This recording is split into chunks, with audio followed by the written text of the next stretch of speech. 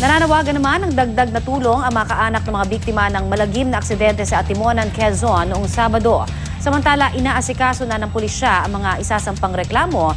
Laban po yan sa may-ari ng truck na sanhi umano ng karambola.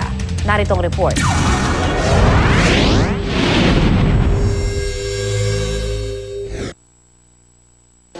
Ipagdiriwang sana ng pamilya Zanyo ang kaarawan sa linggo ng 4 na taong gulang nilang kaanak na si Perlina. Hindi na ito matutuloy dahil isa si Perlina sa 20 binawian ng buhay sa karambola ng 7 sasakyan sa Atimonan, Quezon. Sabik na nga pong umuwi ng probinsya. Sabi po niya sa mama niya, gusto niya umuwi ng Bicol para doon mag-birthday. May isa pang miyembro ng pamilya Zanyo ang namatay habang kritikal sa ospital ang 2 iba pa dahil sa aksidente na wala ng ama ang mag-iinang Villeja. Kahapon naging pahirapan ang pagtanggal mula sa Maharlika Highway sa mga naaksidenteng sasakyan. Naglalakihan kasi ang mga ito at sa itsura pa lang, mababakas na matinding hirap ang sinapit ng mga biktima. Nagkalat pa sa kalsada ang mga gamit ng mga biktima. Kinakausap na raw ng pulisya ang ilan sa 58 nasugatan sa insidente, pati na ang mga pamunuan ng mga kumpanyang may-ari sa truck at bus na kabilang sa nagkarambola.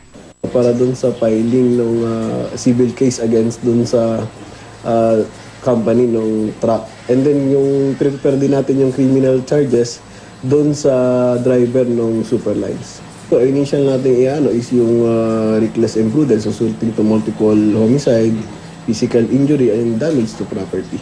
Ayon po sa akin paniniwala, wala naman talaga kasalanan doon sa nangyari. Tiniyak ng pamunuan ng Superlines na magbibigay sila ng tulong pinansyal sa 14 nilang pasaherong nasawi. Nanatili naman sa ospital ang ilan sa mga nasugatang biktima. Kabilang sa mga nasa Emil Joanna Hospital sa Atimonan ang isang sanggol na 7 buwang gulang. Nangyari ang aksidente 1:00 ng madaling araw noong Sabado sa Barangay Santa Catalina.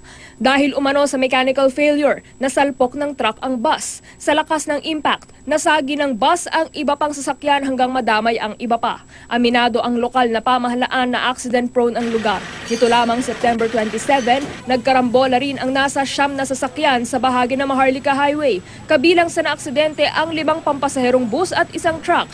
Isa ang namatay habang 2 ang nasugatan sa aksidente. Nitong October 10 naman, nagsalpukan sa bahagi rin ng Maharlika Highway ang 2 motorsiklo. Sugatan ang mga rider. Para sa unang balita, Trisha Zafra, reporting.